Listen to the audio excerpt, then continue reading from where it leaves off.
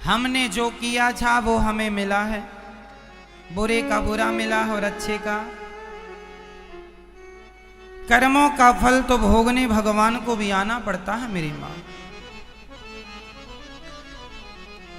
आपको पता है एक बार भगवान विष्णु जी को भी धरती पे आना पड़ा। भगवान नारायण आए राम बनकर, कृष्ण बनकर, नरसिंह बनकर। एक बार भगवान को इस कलयुग में आना पड़ा। भगवान नारायण को, भगवान श्री विष्णु जी को आना पड़ा। कथा बड़ी अद्भुत है, सुनिएगा। इस कलयुग की घटना बोल रहा हूं मैं। इस कलयुग में भी भगवान का एक अवतार हुआ और वो अवतार आज भी है, आप देख सकते हैं। कौन है वो? आइए कथा सुनते हैं। ये उन दिनों की बात है जब द्वापर युग जा रहा था। द्वापर युग जा रहा था, कलयुग आ रहा था। इस कलयुग में पहली पूजा हम किसकी करें, कलयुग के लोग ये डिसाइड नहीं कर पा रहे थे कि पहली पूजा हम ब्रह्मा जी की करें कि शिव जी की करें कि भगवान नारायण की करें। ब्रह्मा की करें, विष्णु की करें, शिव की करें, पहली पूजा किसकी करें। ब्रह्मा जी के भक्त कह रहे थे कि ब्रह्मा की पहली पूजा करनी चाहिए, शिव के भक्त कह रहे थे शिव की पूजा, और विष्णु भक्त कह रहे थे विष्णु जी की पूजा पहली हो। अब ये कौन कंफर्म करे कि पहली पूजा हम किसकी करें। एक यज्ञ हुआ इस पृथ्वी पर, उस यज्ञ में ये निर्णय नहीं हो पा रहा था कि इस यज्ञ में किसकी पूजा पहले की जाए। तब स्वयं भृगु जी चले कि मैं पता लगा के आता हूं। तो ब्रह्मा जी के पास गए भृगु जी, और ब्रह्मा जी को प्रणाम नहीं किया तो गुस्सा आ गया ब्रह्मा जी को। भृगु जी बोले ये ठीक नहीं है, ये पहले पूजा के लायक नहीं। गुस्सा आता है बूढ़े आदमी को। ब्रह्मा जी को खारिज कर दिया। शिव जी के पास गए, शिव जी गले लगाने दौड़े तो भृगु जी ने शिव जी को गले नहीं लगाया। शिव जी को भी क्रोध आ गया। भृगु जी ने कहा आपकी भी पहली पूजा नहीं होगी। भगवान नारायण लेटे हुए थे क्षीर सागर में, लक्ष्मी जी चरण दबा रही थी, शेष सैया पर लेटे थे। तभी भृगु जी आए और भगवान की छाती पर एक लात जमाई जोर से, एक पाद प्रहार कर दिया। जब छाती पर लात पड़ी तो भगवान खड़े हो गए और हाथ जोड़ करके कहा महाराज आप ब्राह्मण हैं, आपके चरण बड़े कोमल हैं, हमारी छाती बड़ी कठोर है, कहीं आपके चरणों में चोट तो नहीं आ गई। जब ये बात भगवान श्रीमन नारायण ने कहा तो भृगु जी रोने लगे, और भृगु जी ने रोते हुए कहा वाह भगवान, मैंने आपको लात मारा और आपने लात खाकर भी मेरे से पूछा कि चोट तो नहीं लगी। आप ही इस धरती में पहले पूजा के योग्य हैं, इसलिए आपकी प्रथम पूजा अब होगी। भृगु जी तो चले गए, लेकिन भृगु जी के इस व्यवहार से लक्ष्मी जी नाराज हो गए, क्योंकि भगवान की छाती पर, भगवान के हृदय पर सदा श्री देवी का निवास होता है। इसलिए भगवान का एक नाम है श्रीनिवास। भगवान का एक नाम है श्रीनिवास, क्योंकि भगवान के वक्षस्थल पर, हृदय पर लक्ष्मी जी विराजती हैं। और आज लात मारी छाती पर तो वो लात नारायण को नहीं, वो लात लक्ष्मी को लगी, क्योंकि छाती पर तो वो बैठती हैं। तो लक्ष्मी जी गुस्सा हो गई। जाओ। उसने आपको लात मारा और आप हाथ विनती जोड़ते रहे। अरे हम नारियों का कोई सम्मान नहीं होता क्या? कोई भी लात मार के चला जाए, आप बने रहो भगवान। लेकिन ब्राह्मण देवता ने जितना अपमान मेरा किया है, आपने भी उतना अपमान मेरा किया। यदि लात ही खाना था तो मुझे छाती पे क्यों बिठाया? लक्ष्मी जी बहुत नाराज हुई भगवान नारायण से, और लक्ष्मी जी रूठ करके तिरुमलाई आ गई। पृथ्वी लोक में लक्ष्मी जी बैकुंठ से रूठ कर कहां आ गई? तिरुमलाई। अभी हम बताएंगे कि तिरुमलाई क्या है। तिरुमलाई में आ गई माता भगवती रूठ के। यहां तक तो हुआ कि लक्ष्मी जी आ गई। अब भगवान बैकुंठ में अकेले, अब भगवान का मन ही ना लगे लक्ष्मी के बिना। तब भगवान लक्ष्मी को मनाने के लिए इस धरती पे आए श्रीनिवास बनके। इस धरती पे वो प्रकट हो गए छोटे से बच्चे के रूप में, और एक सरोवर के किनारे भगवान रहने लग गए। वहां से एक बकुला मां गुजर रही थी। बकुला मां, तो बकुला मां ने की नजर पड़ी कि ये तो छोटा सा कोई बच्चा है। तो श्रीनिवास जी को बकुला मां ने पकड़कर उनका लालन पालन किया, खूब पाला पोसा, खूब सेवा की। जब श्रीनिवास, ये बकुला मां कौन है अभी हम सब बताएंगे स्पष्ट। जब भगवान श्रीनिवास बड़े हुए, छोटे से बन के आए ना, धरती पर छोटे से बन के आए, जब बड़े हुए तो उन्होंने एक जंगल में घोर तपस्या की। किसके लिए? लक्ष्मी जी के लिए। आज नारायण तप रहे हैं लक्ष्मी की प्राप्ति के लिए कि हे लक्ष्मी, तुम रूठ गई हो, तुम्हारे बिना हम अकेले हैं, अधूरे हैं, हमें तुम जल्दी मिल जाओ।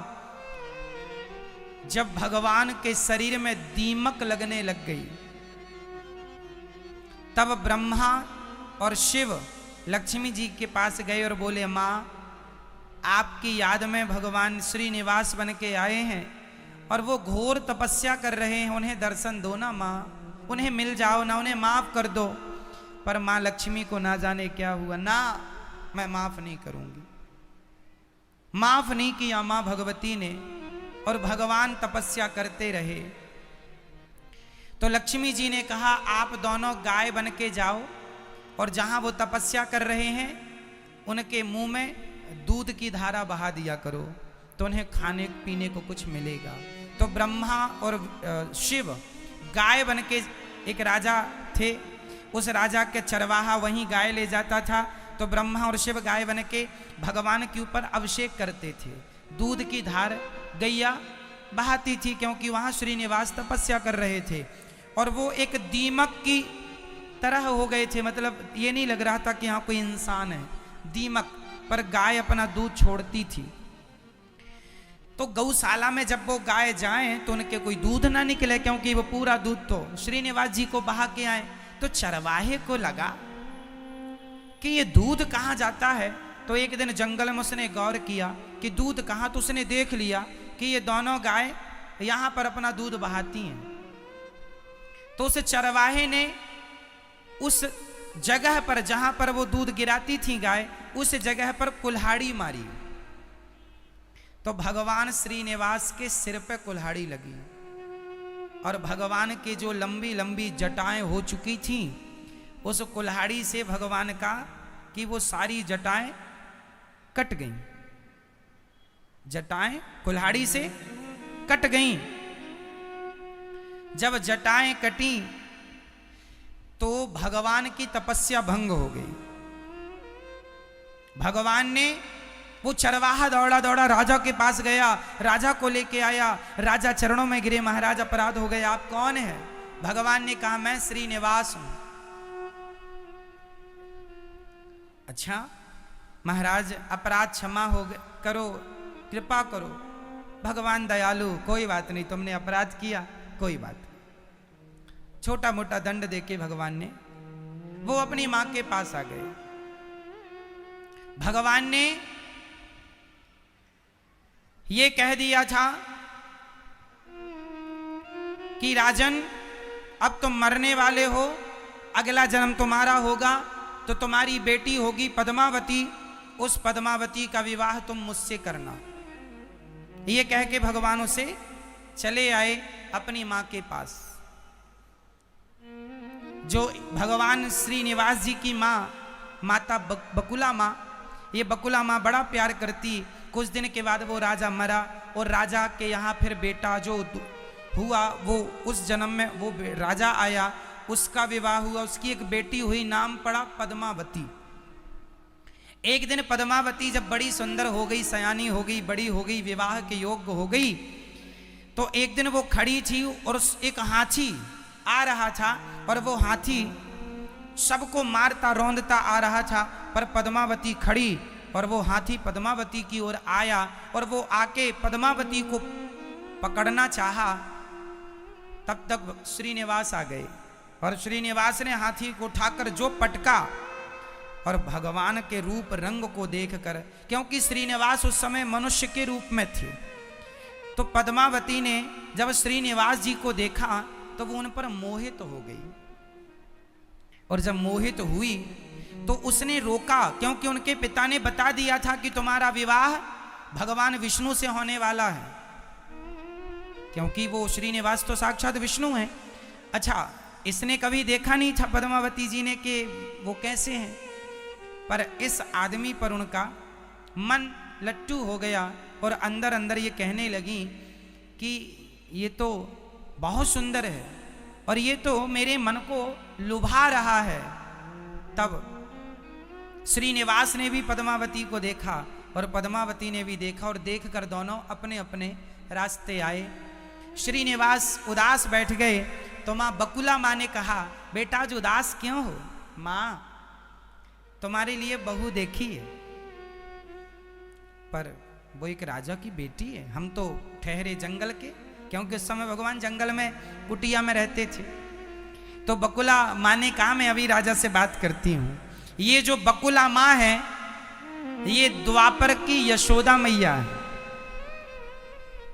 यशोदा मैया कैसे? क्योंकि यशोदा मैया ने भगवान श्री कृष्ण से 11.5 साल की उम्र में दूर हो चुकी थी। रुक्मणी जी से विवाह हुआ भगवान का, सत्यभामा से, कालिंदी से 16,108 विवाह हुए भगवान के, लेकिन एक भी विवाह में माता यशोदा सम्मिलित ना हो पाई। तो जब अंतिम में भगवान मिले ना, तो यशोदा मैया से पूछा था भगवान ने, माँ तुम्हारी क्या इच्छा है? तो यशोदा मैया ने कहा, कन्हैया तुझे बचपन का, तुझे दूध पिलाने का सुख तो मुझे मिला है, तुझे खिलाने का, तुझे रोता हुआ देखा है, हंसता हुआ देखा है, दौड़ता हुआ देखा है, तेरे हर रूप रंग को मैंने देखा है, पर मैंने तेरी शादी होते हुए नहीं देखी। कन्हैया तेरी माँ की इच्छा है कि मैं तेरी शादी होते हुए देखूं। तो जो मैया, भगवान ने कहा मैं कलयुग में अवतार लूंगा, तब मैं आपका बेटा फिर से बनूंगा और तब मेरी शादी आप ही कराओगी। तो वही यशोदा मैया, वृंदावन के यशोदा, आज दक्षिण भारत में तिरुमलाई में एक जंगल में वो माँ यशोदा आज बकुला माँ बन के आई हैं।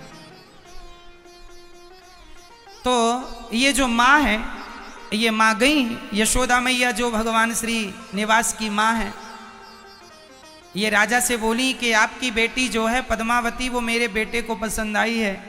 तो राजा बोले, देवी मेरी बेटी का विवाह तो विष्णु से होने वाला है।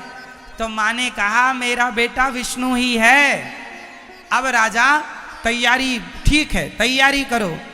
अब यहाँ तो राजा थे, तैयारी चालू, पर जो भगवान श्रीनिवास थे उनके पास तो कोई शादी विवाह, अब राजा की बेटी से विवाह कर रहे हैं तो देखो थोड़ा तो खर्चा लड़का पक्ष का भी होगा, इनके पास कोई पैसा था नहीं।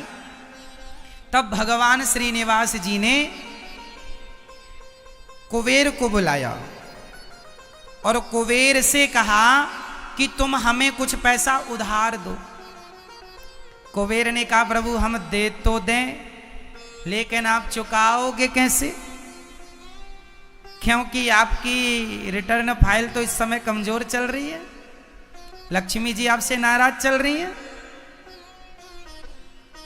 है ना, आपकी तो लक्ष्मी ही सब है, वो भी लक्ष्मी जी आजकल आपके पास नहीं है। तो बैंक भी लोन तब ही देती है जब आपके पास कुछ माल हो, फोकट आदमी को तो कोई बैंक लोन करती नहीं है।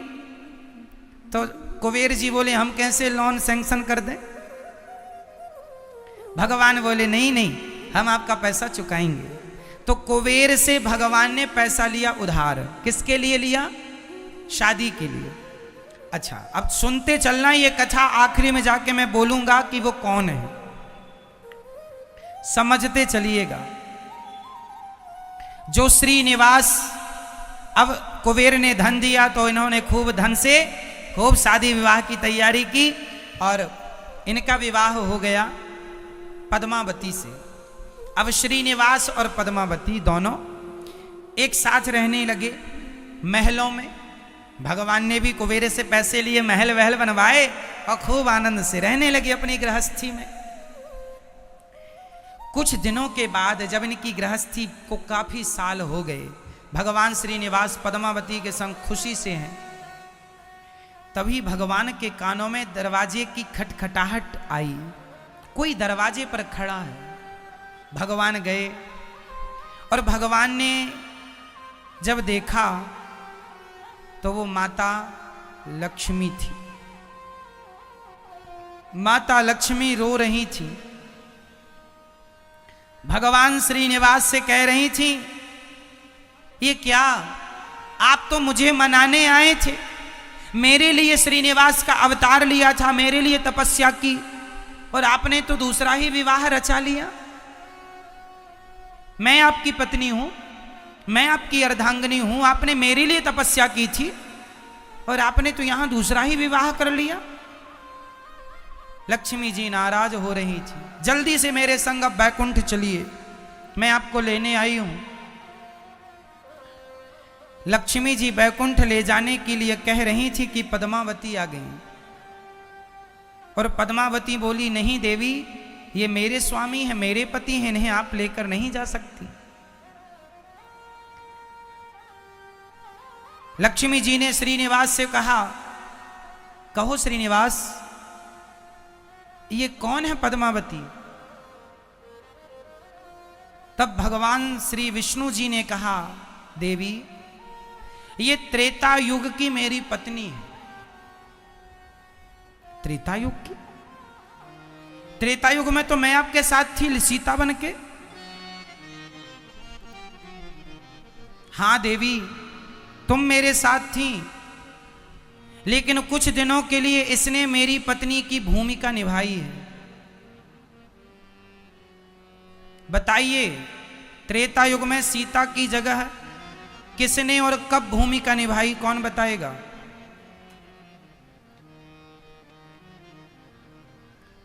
कब निभाई? त्रेता युग में सीता की भूमिका एक दूसरी स्त्री ने निभाई थी। ये कब की बात है? आप बताओ, फिर हम बताएंगे। ये तब की बात है जब रावण ने माता सीता का हरण किया। तो आपको बताऊं, रावण ने जिस सीता का हरण किया था वो वेदवती नाम की महिला सीता बनी थी, और जो असली सीता थी वो अग्नि में प्रवेश कर चुकी थी। ये बात रामचरितमानस में लिखी है। जब तक मैं निशाचरों का नाश करूंगा तब तक आप पावक में वास करिए, माता सीता को राम जी ने कहा था। जब लो करो निशाचर नासा, तब तक करो अग्नि में वासा। तो असली सीता, रावण जिन सीता को लेके गया था वो असली सीता नहीं। वो कौन सीता थी? वो वेदवती, वही वेदवती जिसने रावण को श्राप दिया था, जिनकी कथा हमने कई बार सुनाई है कि वेदवती कमल के पुष्प पर तपस्या कर रही थी हिमालय के एक सरोवर में। रावण गया, सुंदरता पर लट्टू हो गया और बाल पकड़ के खींचने लगे। तब वेदवती ने श्राप दे दिया, रावण तूने आज के बाद किसी स्त्री को उसकी मर्जी के बिना पकड़ा, तेरा विनाश हो जाएगा और तेरे विनाश का कारण बनूंगी मैं। तो राम जी ने सीता जी को अग्नि में वास करा दिया था और वेदवती सीता बन के आई। और रावण जिन सीता का हरण किया वो सीता थी वेदवती। और रावण ने जब राम ने सीता को मारा और सीता वापस आई तो सीता ने कहा, प्रणाम किया राम को और राम से कहा, प्रभु मैं आपकी पत्नी कब बनूंगी? अभी तो मैंने आपकी पत्नी की केवल भूमिका निभाई है। अभी तो मैंने आपकी पत्नी की केवल भूमिका निभाई है। अब बताओ कि मुझ वेदवती को आप कब अपनी पत्नी बनाओगे? राम बोले, इस जन्म में नहीं, इस जन्म में तो मेरी पत्नी सीता ही रहेगी। मैं कलयुग में आऊंगा श्रीनिवास बन के, तुम पद्मावती बन के आना। तुमने रावण के यहां जाकर तुमने मदद की है, बहुत मेरा सहयोग किया है। मैं तुम्हारा ऋणी हूं और मैं इस ऋण को चुकाने के लिए तुम्हारी इच्छा जरूर पूरी करूंगा। मैं तुम्हारा पति बनूंगा कलयुग में। तो माता लक्ष्मी को भगवान श्रीनिवास ने कहा कि ये जो पद्मावती है इसको मैंने त्रेता में वचन दिया था तो निभाने तो आना था। तो ये पद्मावती है और पद्मावती को भला मैं कैसे छोड़ सकता हूं, उसके एहसान को कैसे भूल सकता हूं? लक्ष्मी सीता बनी थी ना। अब माता लक्ष्मी कुछ समझती, तब तक पद्मावती आ गई, बोली नहीं ये कहीं नहीं जाएंगे। लक्ष्मी जी बोली जाएंगे। जब दोनों आपस में कहने लगी, एक कहने लगी जाएंगे, एक कहने लगी नहीं जाएंगे, तो दोनों को झगड़ा करते देख भगवान उनको देख पत्थर के हो गए। भगवान उन्हें झगड़ता देख दोनों को क्या हो गए? पत्थर के। और आज उन्हीं को तिरुपति बालाजी के नाम से जाना जाता है। बोलिए तिरुपति बालाजी की। वही है वेंकटेश, वही है तिरुपति। तिरुमलाई पर्वत पर ही आज मंदिर है। तिरुमलाई पर्वत पर तिरुपति बालाजी। अब वहां पर आज भी स्त्री और पुरुष अपना मुंडन कराते हैं, बाल देते हैं ना तिरुपति बालाजी में। कारण है कि उसने चरवाहे ने कुल्हाड़ी मारी तो भगवान की जटा कट गई, इसलिए वहां जटा देते हैं। ये जटाएं हैं ना, तो वहां जटाएं दान करने की महिमा है। दूसरा, कुबेर से भगवान ने पैसा लिया था। आज भी कहते हैं तिरुपति बालाजी को जितना भी चढ़ावा चढ़ता है, उस चढ़ावे से तिरुपति बालाजी कुबेर को पैसा दे रहे हैं कि कलयुग में जो भक्त हमें चढ़ावा देंगे उससे हम कुबेर जी आपका पैसा चुकाएंगे। तो आज भी इस धरती के सबसे कर्जीले भगवान कोई हैं तो तिरुपति बालाजी। उनके सिर पे कर्जा है कुबेर का। उनके वहां फिर वो दोनों श्री निवास तो बन गए तिरुपति, और लक्ष्मी जी बन गई, वो भी वहां पत्थर की हो गई, वो भी एक मूर्ति विग्रह में परिणत हो गई। और वहां पर पद्मावती भी मूर्ति के रूप में परिणत हो गई। और वहां पर हमारी श्री किशोरी जू भी पहुंची हैं लीला। हमारी श्री किशोरी जू मतलब श्री राधा रानी, श्री देवी, भूदेवी और लीला देवी, इन तीनों के पति हैं, इसलिए उनका नाम है त्रिपति। उनका असली नाम है त्रिपति, तीन के पति। तो तिरुपति, तिरुपति जी बाद में नाम पड़ा त्रिपति से तिरुपति। तो जो तिरुपति है वो तीन के पति हैं, लीला देवी, भूदेवी और श्री देवी, पद्मावती और लक्ष्मी जी और साक्षात श्री किशोरी जो श्री राधा रानी। तो त्रिपति, तीन के जो पति हैं वो तिरुपति। तो तिरुपति बालाजी की जन्म की ये कथा है। फिर वहां पर उनके बाद भगवान विग्रह के रूप में परिणत हो गए। मतलब ये जो तिरुपति बालाजी हैं ये कोई मूर्ति कहीं से बनाया नहीं, कहीं से लाया नहीं, साक्षात भगवान का शरीर इस कलयुग में हम जैसे पापियों के लिए उन्होंने विग्रह के रूप में परिणत कर लिए। ये भगवान का स्वरूप है तिरुपति बालाजी। फिर तिरुपति बालाजी के लिए वो पहाड़ पे खड़े रहे 800 साल तक। उसके बाद फिर कोई राजा ने उनके लिए फिर वो मंदिर बनाया, जो मंदिर आज भी है। तिरुपति बालाजी के हाथ में जो शंख चक्र है वो शंख चक्र स्वामी श्री रामानुजाचार्य स्वामी जी ने भगवान को दिए। इसलिए रामानुजाचार्य जी को तिरुपति बालाजी अपना गुरु भी मानते हैं। चर्चाएं बड़ी अद्भुत हैं, बड़ी लंबी हैं। तो तिरुपति बालाजी की ये कथा है। हाँ मैया, श्री रामानुजाचार्य जी 1000 साल पहले धरती पे आए, लक्ष्मण जी के अवतार थे, उन्होंने शंख चक्र दिए। तिरुपति बालाजी जिनकी पूजा आज भी रामानुजाचार्य जी के भक्तों के द्वारा की जाती है। उस क्षेत्र में 2 मंदिर हैं, एक तिरुपति बालाजी और एक रंगनाथ। आज हमारे भारत का सबसे बड़ा मंदिर कौन सा है? रंगनाथ जी का मंदिर सबसे बड़ा मंदिर है रंगनाथ। और सुनो, जो रंगनाथ जी का मंदिर है श्री रंगम कहते हैं।